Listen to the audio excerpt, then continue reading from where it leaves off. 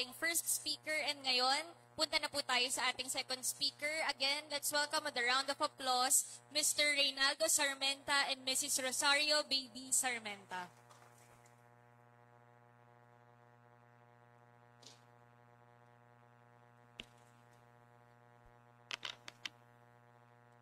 Gaya po ng sabi ni Al kanina, sina Tita Baby and Tito Ray ay dito from very own town and country. Kaya ngayon po ay chance na marinig po natin ang kanilang wisdom. Hindi lang yung makangitian natin sila dito sa simbahan, kundi let's get to know them more. At sigurado po na napakarami nating matututunan sa kanila. Lalo na po kaming mga bata-bata pa.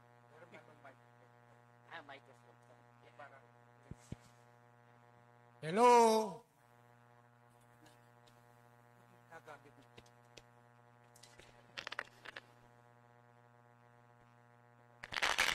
Hello, hello. Ayan.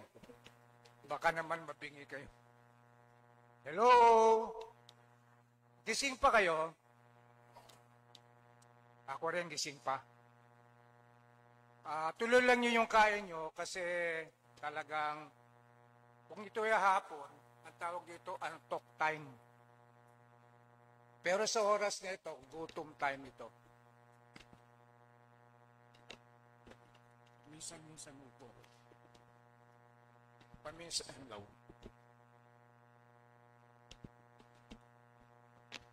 Pasensya. Yung naatasan kaming bigyan ng subject na ito, masyadong malalim. Sabi ko, never retired from grace, the cross, and our ongoing mission. Kung napansin niyo yung program, colon ho yung after the grace. Ginawa ko kama. So, tatlong bagay ang gawin natin ngayong gabi. Ang aming sharing, kung tatapusin ko to ng 1 minute, ito po yung summary. Tinatawag ito, begin with the end in mind. Yung grace, yan po ay pasasalamat because that is freely given to us. So, the spirit of gratitude po ang objective dito sa magiging sharing dito sa amin. Yung cross, ito po ay sinabi ni Father, if you were there, sabi niya, meron siyang anecdote about the husband and wife. Sabi niya, doon sa husband, nag-homily siya. Dapat daw yakapin niyo yung inyong mga crosses o pasanin. Carry your cross. So, nung umuwi yung husband, ito yung bida ni Father, ano? Nung umuwi yung husband, nagtataka yung wife, bakit kinagkasa? Tanong ng wife, bakit mo ako kinakarga? Kasi sabi ni Father, pasanin ko daw, kargahin ko daw yung cross ko. Mamaya susupresahin ko kayo. Yung pangatlo, yung mission. Kung mapapansin nyo dyan sa screen, nakalagay dyan, grasya, ang krus at misyon. Ano ang kahulugan at kahalagahan ng mga ito para sa akin na senior man? Sino-sino yung mga senior uli? Boy, lahat halos ano? Yung mga hindi pa senior yan, dadating din kayo doon. Malapit na ba o malayo pa? Sino yung over 80? Ilan taon na po kayo? 81. Kayo po? Ilan taon na kayo? 81. Meron ba bang mas matanda doon? Ako pa lang pinakamatanda dito. 83 na po, going 84. At mamaya ibibida namin yung kahulugan ng number na yun. So ang tanong dito, meron pa ba akong misyon? Meron ba tayong misyon? Meron pa kaya tayong misyon? Matanda na tayo, gurang na. Ang tanong dito, saan ito nagsimula? First slide, please.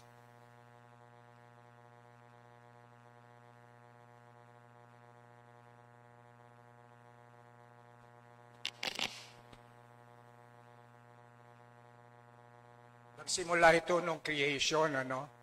At alam natin that our first parent was created. Next slide, please. So that God can share heaven with them.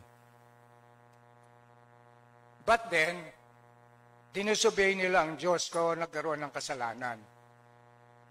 And therefore, naghiwalay ang Diyos at ang tao. Second slide. The perfect world was now broken.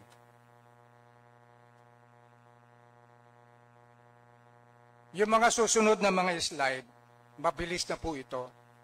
Kasi ito yung tinatawag na salvation history.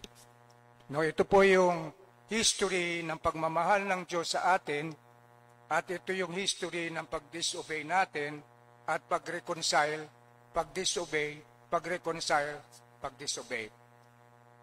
Our history with God has been a cycle of being with God, tapos madidisobey, maghihirap, magsasuffer, hihingi ng tawad, magpapadala ng deliverer.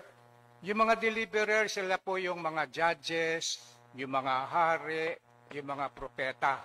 Sila Noah, sila Abraham, sila Moses, no? Sila kasi David, ayan. At finally, next slide, pinadala niya ang kanyang anak, ang ating Diyos.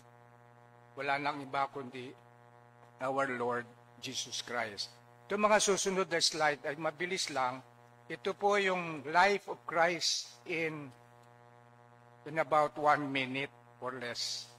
So, for God so loved the world, He sent His only Son. Ayan po yung birth of Christ. Susunod po dahil yung ministry niya. Naghihiling siya, nagbibigay siya ng mga preaching. Ayan, like that's the life of Christ until hanggang sa kanyang passion of Christ. Before that, of course, was the agony in the garden. At saka yung Last Supper, carrying of the cross. And finally, God gave us salvation through the cross. Next slide. Ngayon po ay dineclare na Jubilee year, Pilgrims of Hope. Bakit may hope? Yan ay pinaliliwanag na ng simbahan kasi binigyan tayo ng salvation kaya may hope. Meron pa ring hope ang tao.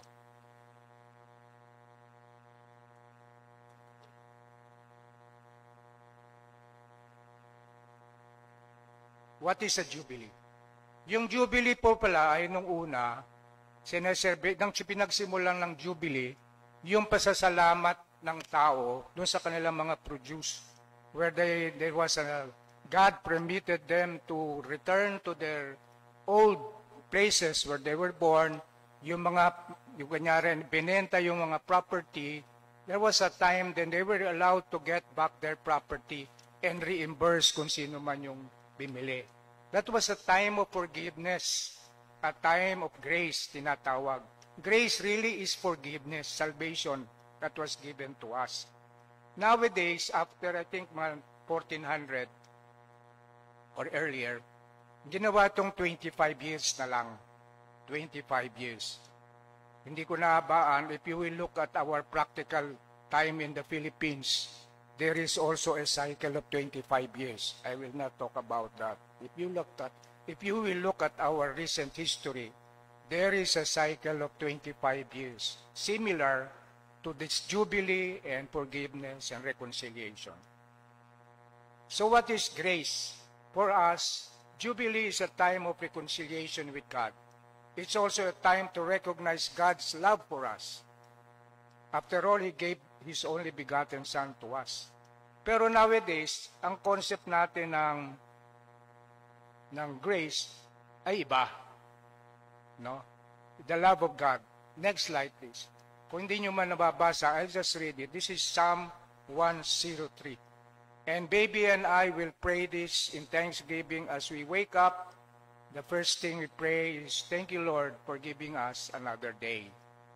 And then we'll thank the Lord for the protection that He has given us throughout the evening, etc., etc. And we would recite or pray Psalm 163. And I'd like to pray this or read this. Praise the Lord, my soul.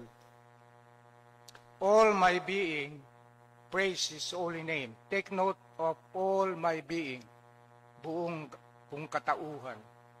Praise the Lord, my soul. Do not forget how kind He is. Take note how kind God is. He forgives all my sins and heals all my diseases. He keeps me from the grave.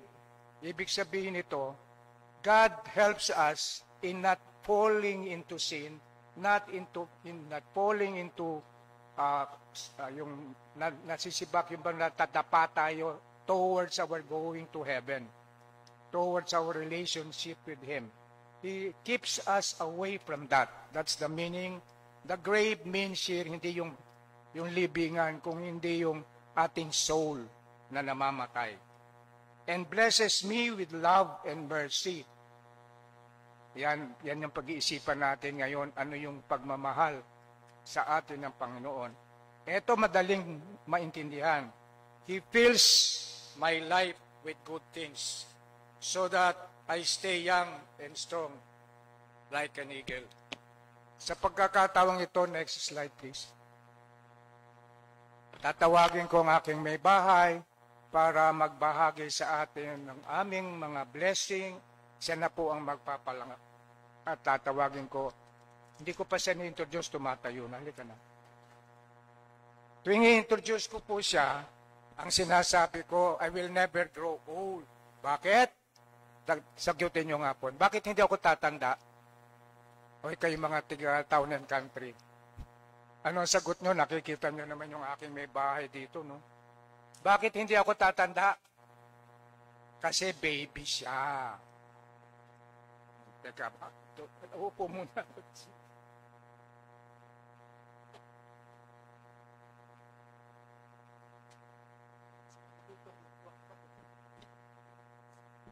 Good evening. Okay, clear?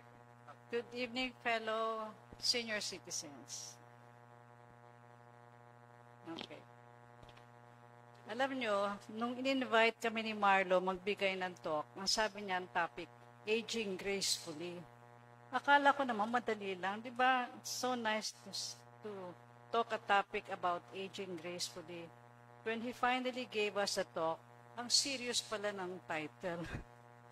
Retired from Grace, the Cross, and Mission. So we prayed about it. Usually, kami dalawa ni Ray, when we're giving a talk, dalawa kami. He talks about the serious things. Ako, I talk about my sharing, my reflection.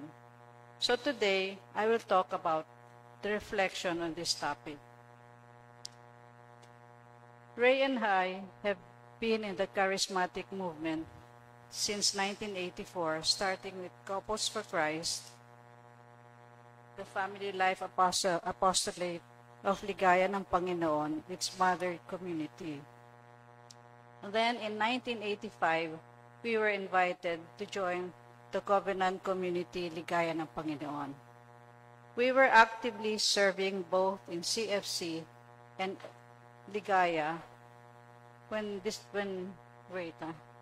Couples for Christ decided to go on its own in 1993, we went back to LNP, where we continued to serve in Familia, the Family Life Apostolate of Ligaya. I worked for a few years until Ray asked me to be a full-time mother to watch over our children. Mamaya explain ko yung nakikita niyo, ha? We had 2 boys then, and after 11 and a half years, God answered our prayers and gave us a girl and another boy. In all those years, we were actively serving in community in our parish in Our Lady of Lourdes, Quezon City. Every wedding anniversary, we would go to the parish priest or to any priest who's celebrating the Mass on our wedding anniversary. Magpapabless kami. Pupunta kami sa likod and we will ask the priest, Father, please bless us. So every year yan. So when our 25th anniversary was coming, we were thinking only of a simple celebration. Pero sabi ng parish priest, no, you have a celebration in church. Kasi ang dami na ngayon naghihiwalay ng mga mag-asawa. You should bear witness by celebrating your wedding anniversary, your 25th, so that people will recognize God's goodness to families who stay faithful married.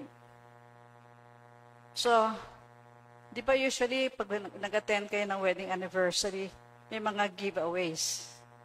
Minsan yung giveaways, hindi mo naman, basta may giveaways. Kami, aside from our giveaways, we made a scroll. You scroll, yan yung timeline of our 25th anniversary. Slide, please. On our 25th anniversary, we reflected on the significant times during our 25 years and made a timeline scroll inspired by Psalm 75, verse 1, to remind us and to share with our guests God's blessings on us. Psalm 75, verse 1 says, "We give thanks to you, O God. We give thanks to you. We proclaim how great you are and tell of the wonderful things you have done." Pinamigay namin yung scroll na yan. Some kept it. I don't know. So on our 40th anniversary, Office Mate of Praise suggested to celebrate our 40th since we may not reach our 50th. Sabi niya, why wait to proclaim again God's faithfulness to you? So again, we made a timeline scroll on the next 15 years, this time inspired by Psalm 96, verse 8. Slide, please. And that is our 40th scroll from 1996 to 2011. Again, we had a psalm from Psalm 96:8. Give to the Lord due his name. As we look forward to our 50th, pandemic came. We arranged for a simple wedding mass at St. Therese with just us and our 3 children, since our eldest son and his family could not travel that time. Before the Mass, we heard some singing in the parish. Nagpa-practice pala sila. And guess who was teaching the singers? Our own Neil Portadesa. We have known Neil as he was introduced to us by the Salesian sisters whom he was helping with their Christmas caroling. So, when we were about to start, bigla nagkaroon ng music. Imagine, di man lang kami sa simbahan. We had Monsignor Henry, and then we had George Alonso as our reader. What a blessing, di ba? Nakakakilabot kasi ang laki-laki ng simbahan. And we were just 5, and we had a full music ministry. And then, Monsignor pa nagmisa sa amin. We felt so blessed. Napakabait ng Diyos. Imagine, 50 years, pandemic, tapos meron pa kami music ministry with George Alonso, Monsignor.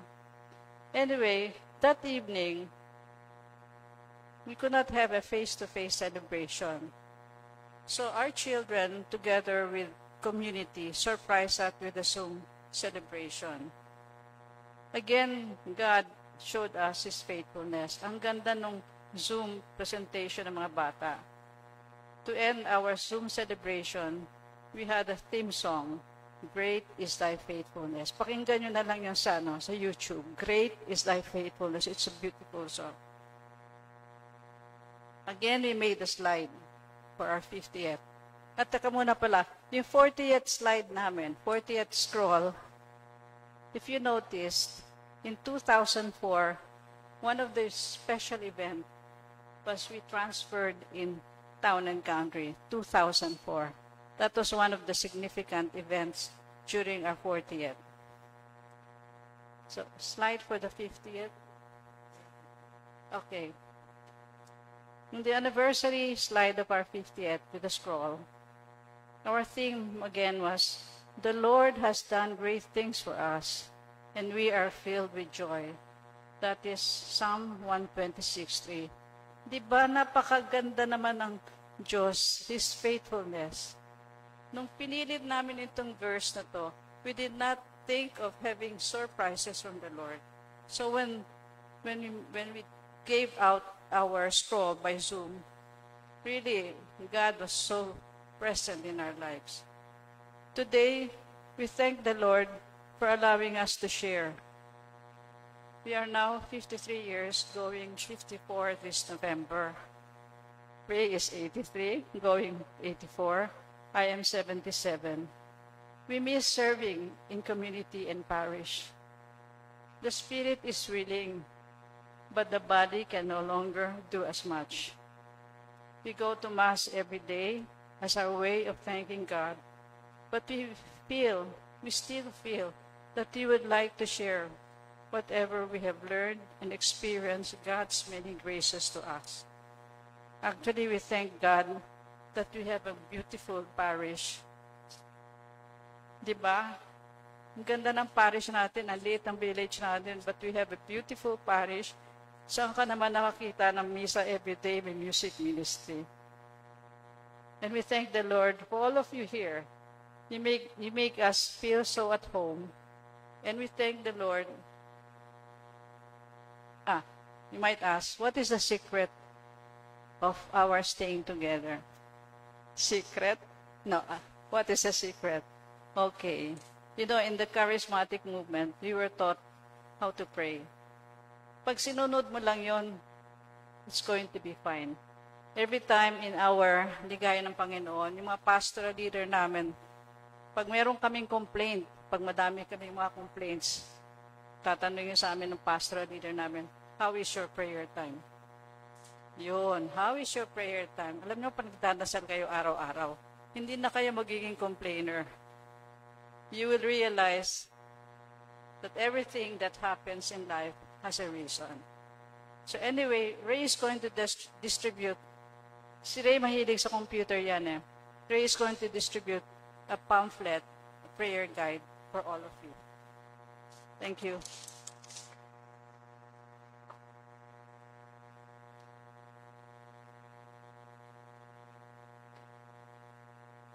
Thank you, Ma. Kanina, nung binabasa niya yung kanyang sharing, nung first draft niya, kalagitnaan, humingi ng panyo, iyak ng iyak. Iniiyakan yung kanyang sharing, iyak siya. Nung pangalawa niya, ang draft, umiyak pa rin uli. Nung pangatlo niyang basa uli, nagtago na sa doon sa kwarto ng daughter namin. Para daw bubusin niya na yung kanyang luha. Kaya ngayon hindi siya masyadong naiyak.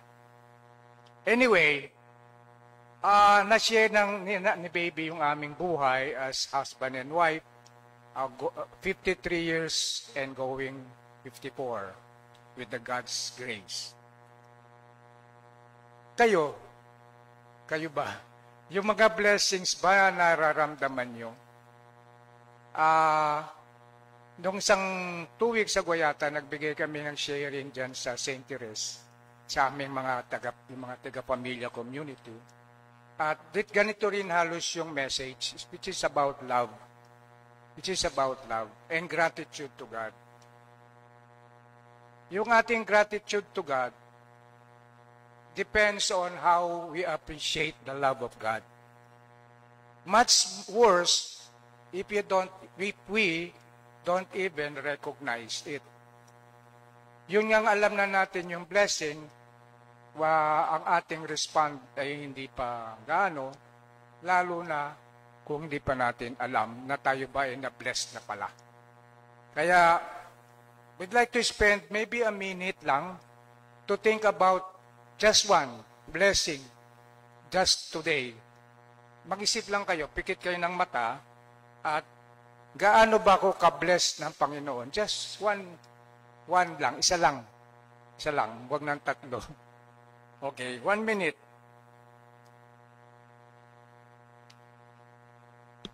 Just think of one blessing that you have received today from God.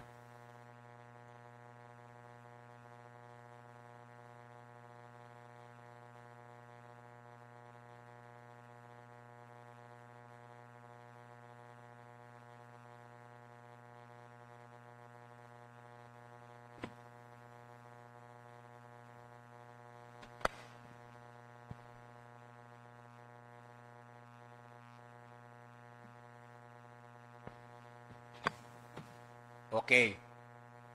Normally, dito sa part ng program ngayon, magkakaroon tayo ng sharing.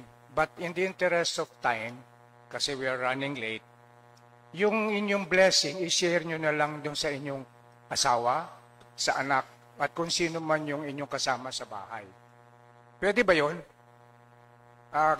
Do I hear a yes? Ay, salamat. So, ano kaya yung blessing mo, Nelin? Mimi, ano nga blessing natin? Liz, ano ba yung blessing mo na busy mo kay Art? Ano? Ako, ang blessing ko ay share ko sa inyo dahil kasama ko si baby ngayon at kami nagsishare sa inyo. That is a great blessing for us kasi we have been wanting and praying that we would be of service to the parish. Alam niyo yan. Okay? So, how do we respond to God's love? First, we should be grateful. Next slide. Second, we must also forgive. Kasi God has forgiven us. Diba? So we should forgive. So, if you have anyone na naka-offend sa inyo, no matter how long, but you still remember that, and you still resent that, forgive. If you are able to talk to that person because he is still alive, at saka nandyan lang siya, kausapin nyo. Spend some time to forgive. Or, ask for forgiveness. Maupo lang ko sandali. Dahil ito yung magiging sharing ko ngayon.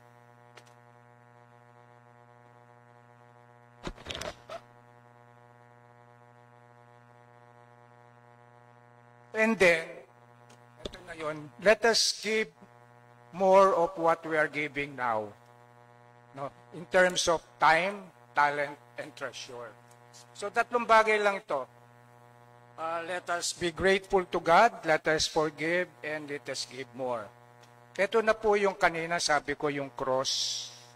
Right now, I am embracing my cross, one of my crosses.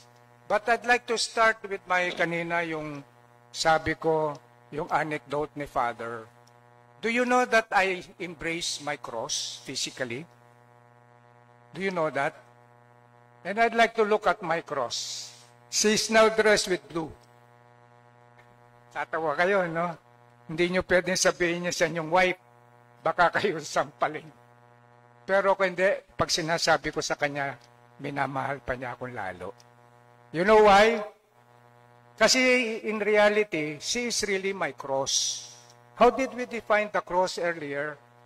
Salvation. The cross brings us to heaven. All will bring us to heaven. The cross will bring us to heaven. So why do I consider my wife my cross? Ito po ang history. Ano yan? Yes, of course, she will bring me to heaven. Pero that is the conclusion. How did I arrive at that conclusion? Or how did I say that? Pero man, masakit kasi. Check. Hello. Mahina yan. Anyway.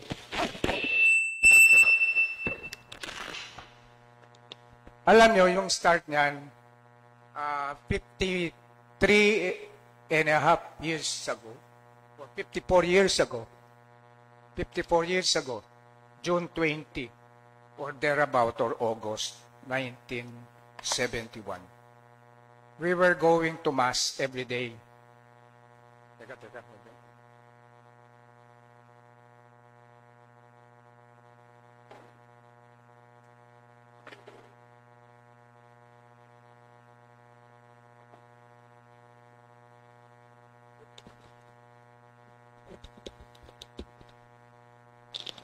Hello. Anyway, I'm suffering right now. My legs are cramping. That is my second cross. And I'd like to share that with you later. So, sometime August 1971, before that, we met each other June 20. And then, well, anyway, but during that time, I was going to Mass daily. At any rate, again, to make a long story short, after a few meetings, I was able to invite her to come with me to Mass every day. And after one of those Masses at Santuario de San Antonio, I was just inspired. And I said inspired. After the Mass, we were waiting. I was on my driver's side, and on the other side, nandun siya. But before that, when I invited her to, say, lunch or what, there were 2 chaperones. But when I invited her to go to Mass, wala nang chaperon. Anyway, so I was just inspired. And then I looked at her and said, "Baby, I'd like you to be my wife." Split second, nasabi niya, "Why?" Ako naman nagulantang. Kasi that was the first time and the only time I proposed to anybody. Nagulantang ako. I never expected that answer of why. Pero as I said, I was inspired. My answer was, "I think you are going to help me go to heaven." I think you are going to help me go to heaven. So right from the start, my mind was going to heaven. And here a person I met, and I think she will help me go to heaven. And the last 54 years, with her prayers, with her love,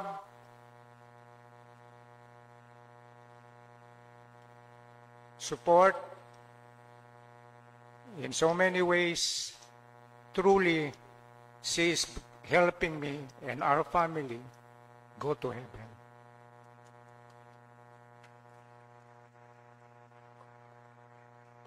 So talaga, brothers and sisters, she is my cross. She gives me advice. She calls my attention when I'm medyo nakakamali. I do the same for her. We can say that we are both crosses to one another. So, you can now also say that your spouse, your children, they are our crosses. They can help us go to where God wants us to be with God forever and ever. So let us embrace, let us love, let us reciprocate the love given to us by our crosses.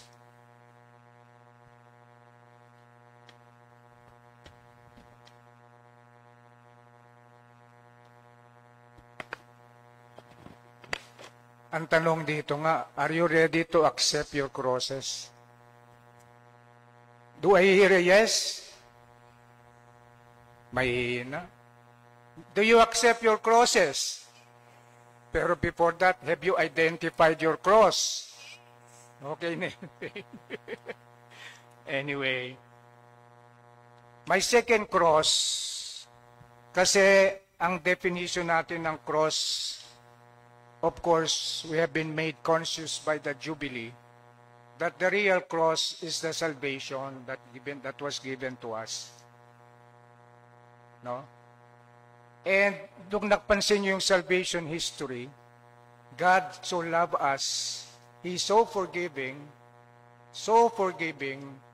and even today, He provides for us the means to repent, go to confession, to be reconciled with Him, and go spend, in fact, kumbaga, by the speed of thought, go to heaven if we get a plenary indulgence before we die. Imagine that, how God is so good to us. But to us, cross is also a suffering. For about 27 years now, I have in my spine, may defecto. My cervical spondylosis and my lumbar stenosis. For the doctors, alam niyo yun, impingement ng nerve. My hands are numb. Nabibitawan ko kuminsan ng lapis or what. My legs, my feet rather, yung sole niya manhid. I cannot drive kasi baka accelerator na yung tinatapakan ko, hindi na pala brake. At right now, kanina, habang nakatayo ako, at so much pain that para ako matutumba kasi naninigas na yung binti ko. But, I have learned to accept my cross of pain and suffering. Why? Kayo, sometimes nire-resent natin yung mga pains. Pero these sufferings, your pains, problems, these are our crosses. But did you know that these are God's way of getting us closer to Him? Hindi ba pagka masakit kagaya nga ito, dasal ako ng dasal. Dasal ako ng dasal. Umaga, gabi, nagdadasal pa rin ako habang ina-accept ko. Can you just imagine, Lord, sige, tanggap ko na ito, ino-offer ko to. But Lord, pwede pa rin ba? Bawas lang. Tumatawad pa rin ako. What am I doing? I am conversing with God. I am complaining to God. I am expressing my feeling to God. How many times do we do that? In a day, in a month, in a year? How many times are we able to talk to our God? You know the definition of prayer? Conversation with God. Conversation with God. And we pray, we converse with God, we love God. We feel that because you don't talk to somebody you don't love. Do you? I mean, do you talk to somebody you hate? Although sabi ni Lord, love your enemy. No, you spend so much time. In fact, nung si baby nililigawan ko, sa hatid ko sa kanya, pagdating ko ng bahay, tineteleponuhan ko pa siya. Public telephone yung sa kanya, yung government telephone pa. Because I loved her. Di ba gano'n? No? Pag mahal mo, walang oras. Wala. So every time that I feel, in fact, ang prayer ko, Lord, wag mo naman akong paggalingin ng lubos kasi baka mamaya hindi na ako magdasal. Totoo po yan. So, my cross, I embrace. Again, please reflect. Ano yung cross mo and are you able to carry your cross, to embrace your cross? And when you go home, embrace your children. Embrace your spouse. Embrace your mother if he's still alive. Or father if he's alive. Or your apo. Nakikita ko dito may isang apo ni Aw. Ayan. So, apo, lola. Ayan. So, mapunta tayo sa pangatlo. Napansin nyo ba? Grace, cross, mission. Kanina nagre-reflect ako. Do you know that it is Trinitarian? The Holy Trinity. And the Holy Trinity is the cross. Is the cross. In the name of the Father, of the Son, and of the Holy Spirit. Grace is the love of God, the Father. The cross is the sacrifice of Jesus, the second person of the Trinity. In the mission, God, will guide us. Sabi niya, do not be afraid of what you're going to say. I will tell you what you're going to say. When you go out there and make disciples of all men.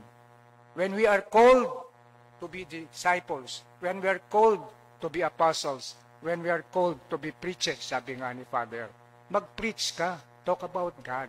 Talk about God.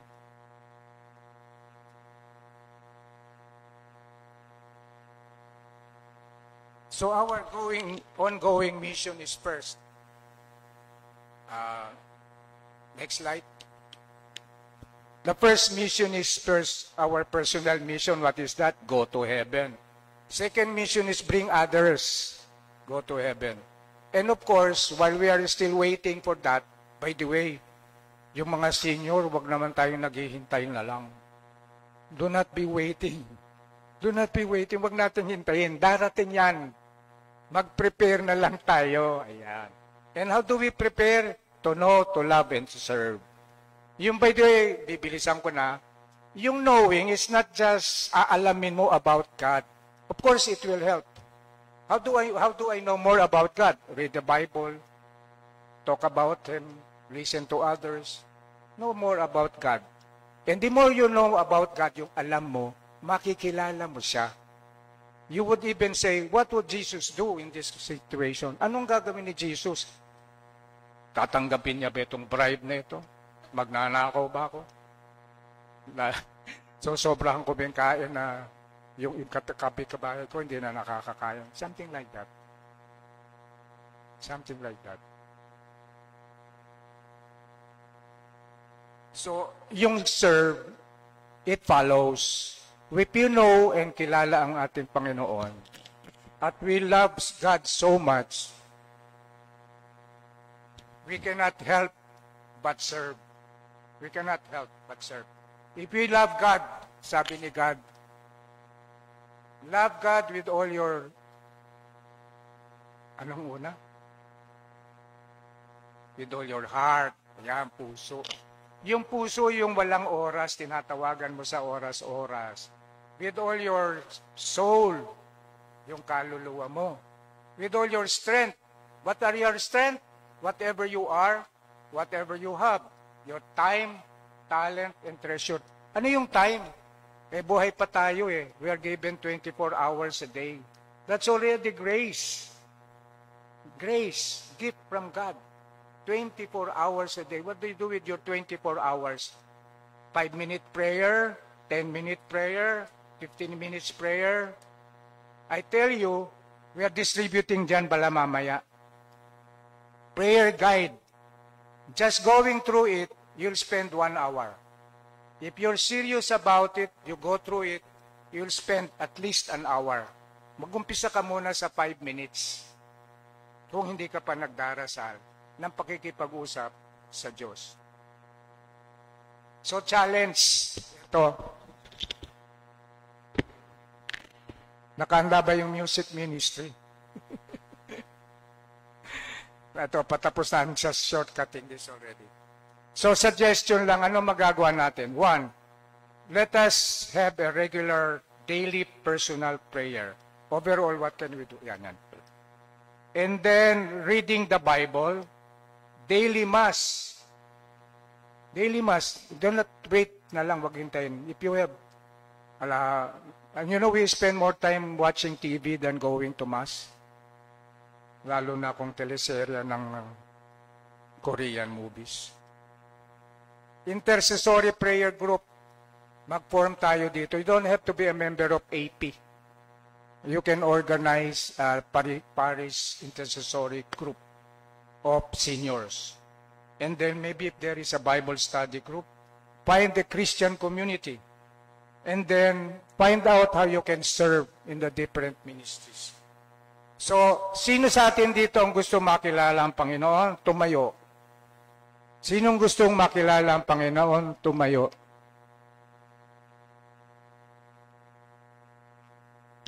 Ako, kilala ko na muna ang Panginoon. Ako din, bupo lang ako sandali. Sino ang gustong maibig o mamahal ang Panginoon? Tayaas ang kamay. Panatiliin yung nakataas ang kamay. Kakanta tayo ngayon. Music ministry, wala ba? Ito po, tatay. Record na lang. The title, Pero alam nyo yung kantang, Here ano ba yun? I, the Lord of sea and sky, I have heard my people cry, all who dwell in dark and sin.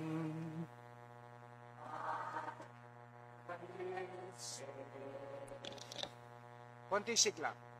I who made the stars so high, I will make the darkness night.